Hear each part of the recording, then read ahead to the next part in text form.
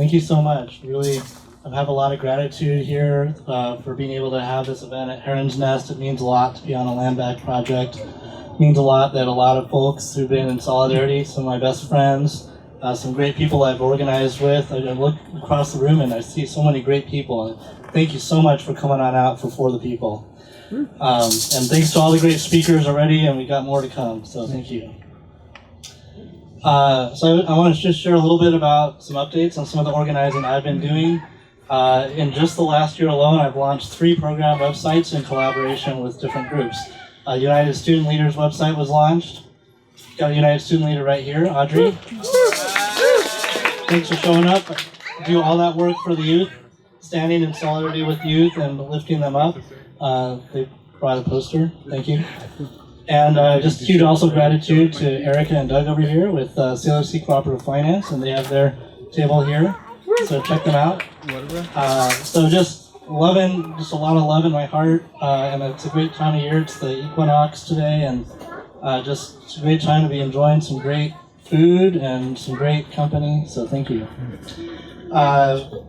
So some more on the United Student Leaders. This year they organized actions in 4 communities: Oak Harbor, Coopville, Langley, and on Camino Island. This is the first time that they've brought themselves out across the whole of Island County in a project called Vocalize Our Future. And they innovated new visuals and pressed forward and got a top story in the Stanwood Camino News. So congratulations to them. And just yesterday was the largest event that they do every year, the school walkout, where the Audrey and the others, I don't know how many exactly, but about 75, hopefully more. 75 or more kids walked out of school to fight for their future. Yeah. Let's see, I'm also started another youth group because I can't stop myself. So I'm supporting Zero Waste Club, which is another group that's similar to USL but focused on zero waste. And they, last year, the same kids were able to get the City Council, Langley City Council, to pass the first reading of an ordinance banning single-use plastics. But then because of some various issues, there was a lot of pushback. It didn't pass its second reading, so it's not law. And then I'm also mentoring some kids at Woodhaven High School, which is a private school that's kind of motivated by an alternative curriculum. And I'm doing some work with them, and some of those kids are trying to pursue a food waste biodigester for our community as an alternative to compost and to kind of confront the 3-bin system of commercial compost, recycling, and landfill. But I want to give an update on the main thing that I've been doing. So last year at this event, I announced that we had won a grant from Washington State University's energy program for $1 million. So that was a year ago, and as of just now-ish, we succeeded in our goal. We had a goal that we told our funder that we'd help 100 homes transition from oil, propane, and wood for home heat and onto ductless heat pumps, which are way more efficient. Home heating is responsible for 440 million tons of greenhouse gas emissions annually in the United States alone.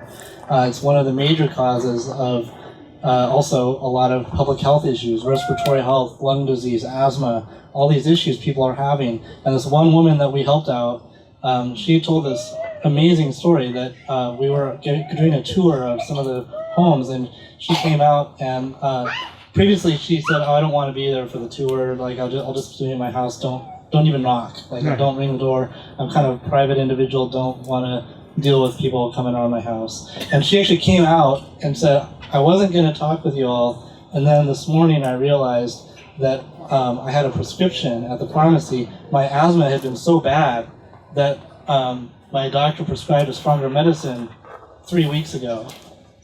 And she said, "The only thing I've changed in my life was moving to the ductless heat pump and not using that propane stove anymore." And she said, "I suddenly realized when the pharmacist called and said, 'Are you going to pick up that prescription or what? It's been here waiting.' And she realized, I don't need it anymore." And not only that, but she wasn't even hardly using her inhaler that she already had. And so that kind of life change really hit me in the heart. You know, it's like, that's what we do this for. I don't care if it's 100 or 118 is what we got. But even just that one, changing somebody's life, meant so much to me. So we got over here some info about kicking gas, which is what the name of our program is. And we kicked 118 homes into the direction of the all-electric homes. So that's what we did with that. And we're trying to get more funding. We've gotten a lot of really good press thanks to a rock star team. I want to do an extra shout out to Salish Sea Cooperative Finance. The entire core team of Salish Sea Cooperative Finance became my full-time equivalent on this campaign. I didn't go out and try to hire anybody. I just said, hey, SS Co-Fi, would you all staff this entire campaign? And they did. So the people that we've been building with, we build these relationships really deep. Salish Sea Cooperative Finance, we've been meeting every 2 weeks since 2014. And then we can use those relationships. We know how each other work down to the twitch of the eye. Oh, that means this. Oh, Erica's upset right now. Or, oh, Derek has another harebrained idea. So they went along that journey with me. Thank you so much. And in addition, built in micro-lending to the program. So in addition to providing subsidies to help people get off of their fossil fuels and onto ductless heat pumps, we also offered microloans to complete the cycle so that people only needed to pay $500 up front and get a system that could be comprehensive for their house and get them onto not only the cooling but also heating, not only heating but also cooling in the increasingly hot summers. I wanted to talk about another program, the third program that I launched this year. So I've been building with my other friend and colleague, Joan Green, and Sarah Bergquist from Wastewise, Washington. And so we launched Repurpose, which is a zero waste group. It's a grassroots zero waste group. And we've been building that for the last couple of years. We got our website together this year. We launched a membership program with a goal of reaching 100 founding members. And at 100 founding members, we have enough support to then be able to start hiring somebody to work part-time, to start paying for a space sharing agreement we had. And so, thank you. So then we have also launched a reuse and recycling program. So on South Whidbey, you can only go to the waste transfer station and recycle cans and glass and a couple of plastics and some newspaper and things.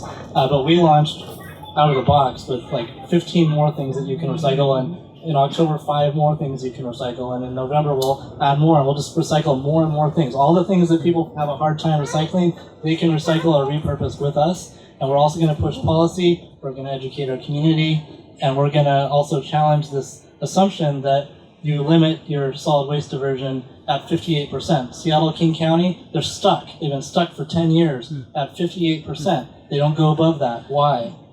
Because they leave landfill on the table. As long as there's a bin you can throw stuff in, they're going to throw so-called trash in every bin.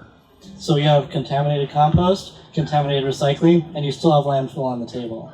So I believe instead we should, just like we're abolishing ICE, just like we're abolishing the police, just like we're abolishing capitalism, let's abolish this notion that there's some place elsewhere where we can dump our garbage on other people.